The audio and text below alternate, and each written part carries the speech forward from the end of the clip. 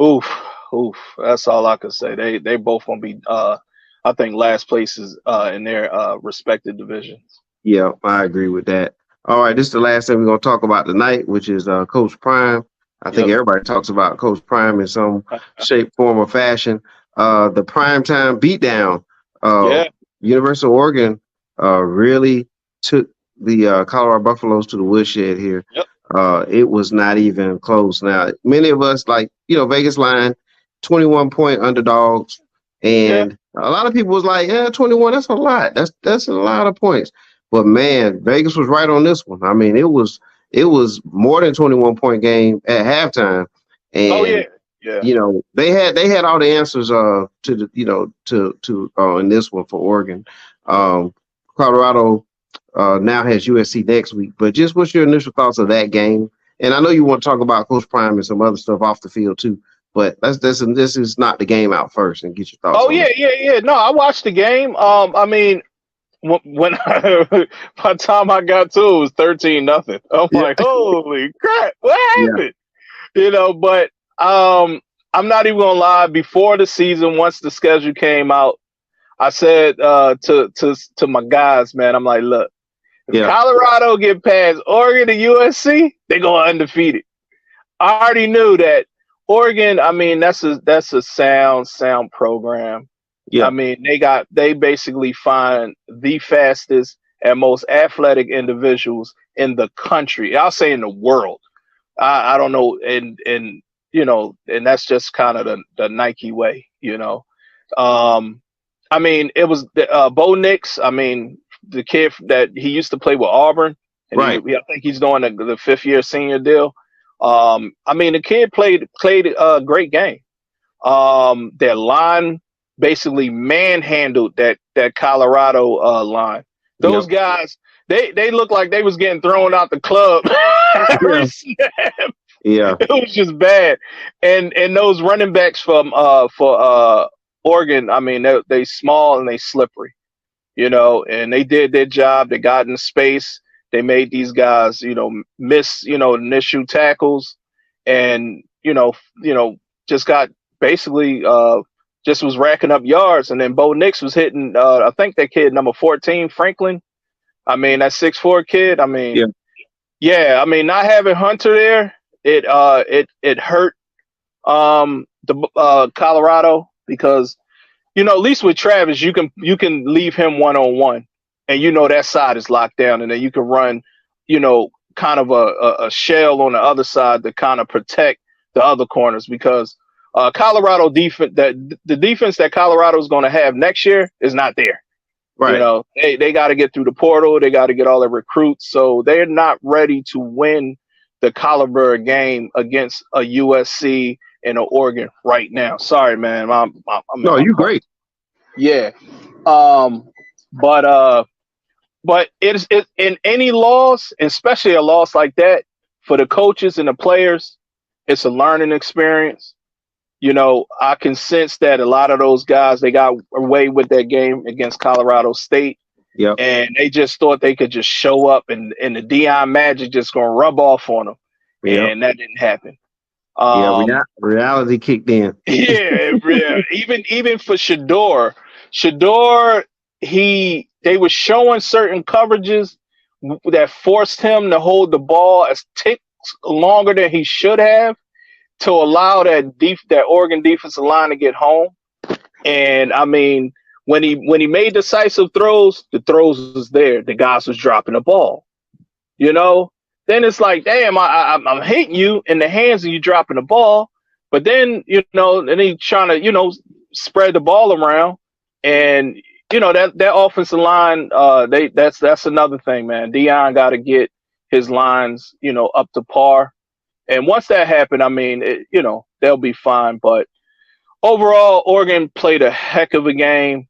I didn't think that Colorado would have got blown out that bad, but I had Oregon basically winning Yeah, that game just because their program is far more established than what Colorado is right now. yeah, Um, so that's pretty much it. I mean, Dion's still a great coach. They still have great coaching on that sideline. But the young men on that team have to understand that they have to, when you facing adversity and you playing a team that's less a tick or two ahead of you, you gotta scratch and claw to win. You gotta make, plays that's far beyond yourself. You gotta stay on your keys. What the coaches told you to do. I know what you see. I know they're gonna show you eye candy. Don't fall for the eye candy. If you're supposed to stay in your gap, stay in your gap. If they're trying to double team you and move you, you gotta fight through that, because as soon as you get out your gap, the backside is open, and that 4-3 speed is flying through there at the speed of light. Yeah. And nobody can catch it.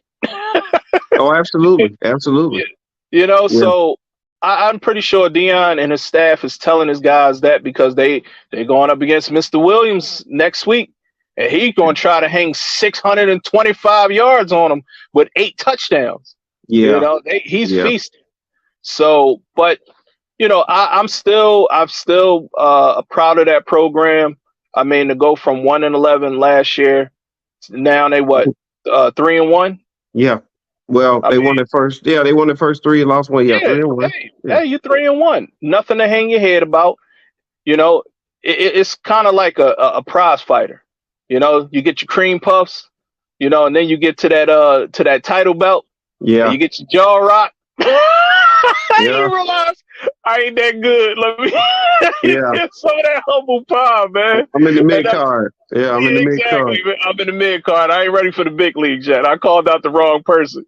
Yeah. So that, but that's the dynamic that is always going to be with the University of Colorado or whichever team that Coach Prime is going to be coaching.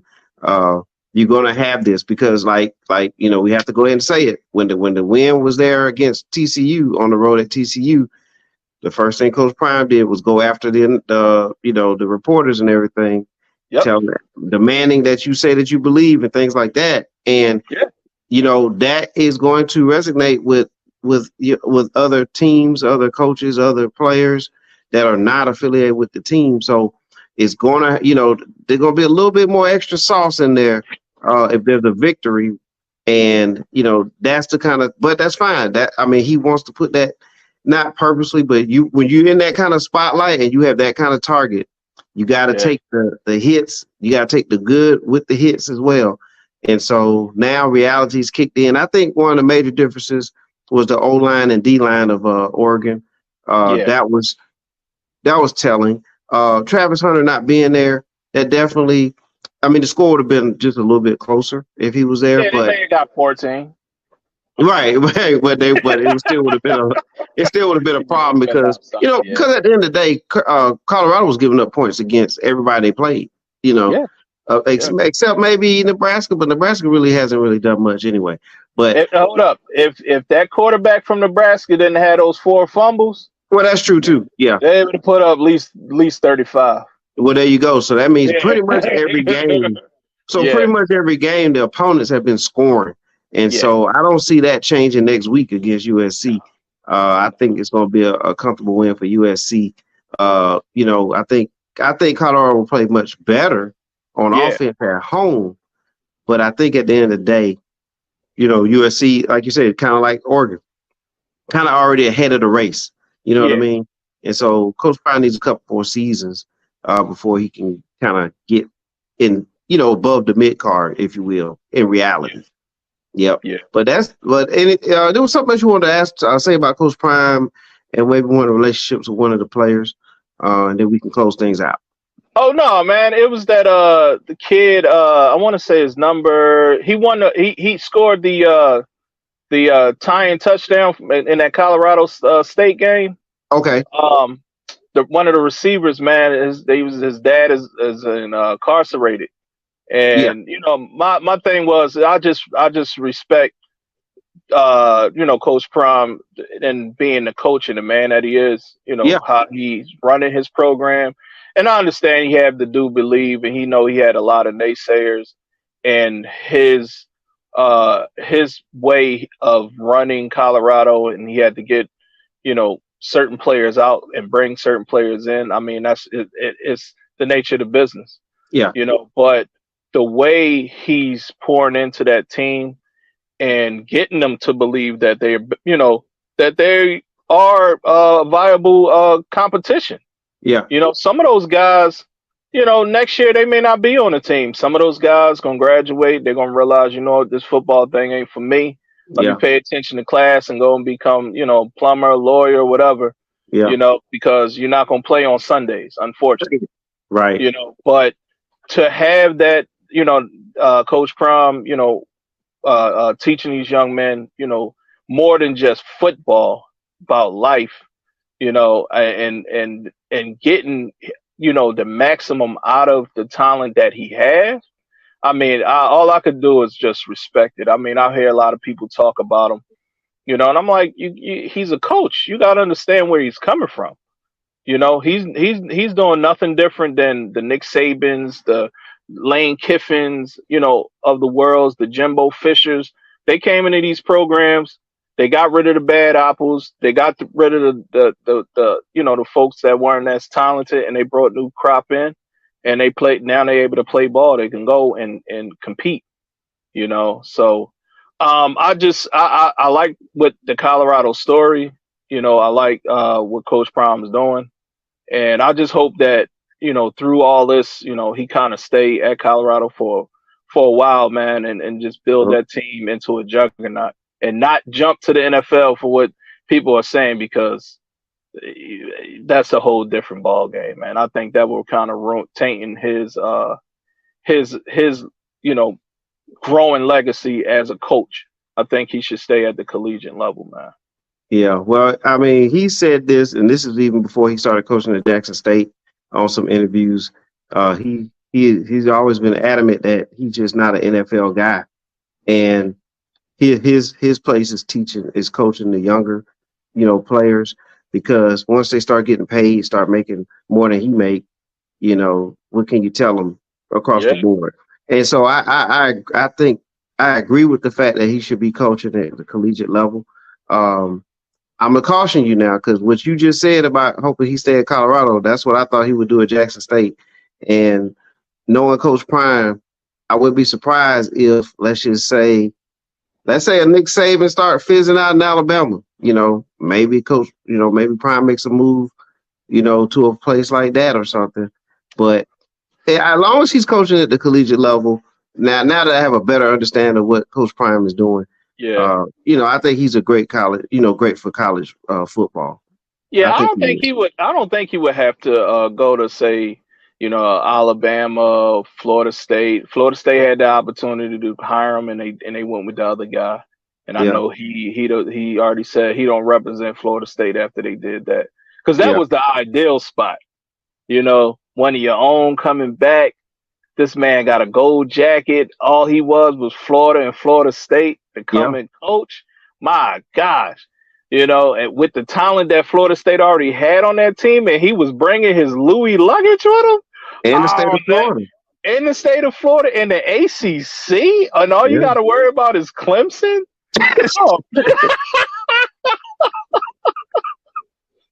They dropped the ball on that. I mean, they are ranked 3 or 4 right now. Yeah. So they did. The ball too much. They dropped the ball. TCU dropped the ball because TCU was actually a program that he wanted to. Yeah, because it's being out of Texas. Yeah, he wanted to be there. Mm-hmm. Yeah, they turned him down, and it wasn't until Jackson State hired him. Now, when people was able to say, "Oh, wait a minute, if he can get anybody to go play, at HBCU, anybody." I mean, you're talking number 1 rated athlete / football player in the nation went to Jackson State in this day and age. Oh boy, we better grab him now before things turn around a whole nother direction. And so I think that's he's prime. You know what I'm saying? And he's gonna be good. So we'll look forward to see how things go. The rest of the season. I think he's gonna stay at Colorado. They'll have all the resources. He'll have the portal. It's kids already right now clamoring to get there. Yeah. He got to turn people away and say, why you want to come up here? He Yeah. got a vet, so yeah, it's gonna be a good thing, man. Yeah. I'm not a Colorado alum. I have no allegiance to the school. I really don't care. I just like seeing good football, but I also like good stories, man. And I believe that's gonna. I think in two more seasons, that national title game. I'll say the playoff. Colorado is gonna be in one of those spots Ooh. if Coach Prime stay. Yeah. We'll definitely see, man.